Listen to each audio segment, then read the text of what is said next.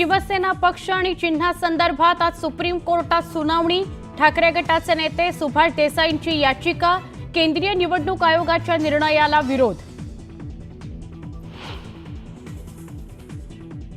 48 तास उलटूनही पुण्यातल्या स्वारगेट बस स्थानकात तरुणीवर अत्याचार करणारा नराधम फरार, पोलिसांच्या पथकाकडून आरोपीचा कसून शोध।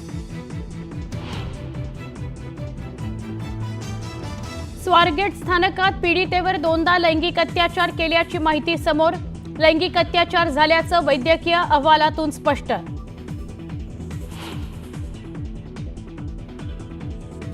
आरोपीकडून आपण बसचा चालक असल्याचं सांगत तरुणीवर बलात्कार, घटना घडलेल्या बसच्या चालकाच्या जबाबातून धक्कादायक माहिती समोर।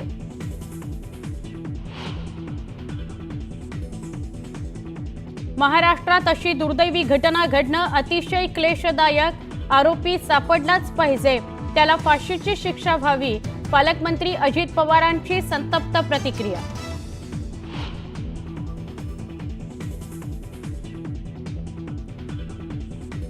महाशिवरात्री निमित्त देवदर्शनासाठी गेलेल्या भाविकांवर काळाचा घाला, वैनगंगा नदीत बुडून 3 सख्या बहिणींचा मृत्यू, तर वर्धा नदीत बुडून 3 युवकांचा अंत।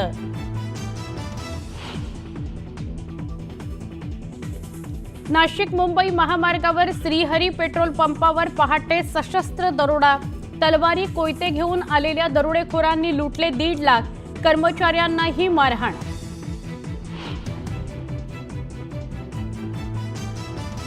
मुंबई ठाण्यात सूर्य आग ओकू लागला, ठाण्यात पारा 39 तर सांताक्रूजमध्ये 38.5 अंश सेल्सिअस तापमानाची नोंद, पुढील काही दिवस उष्णतेच्या लाटेचा इशारा।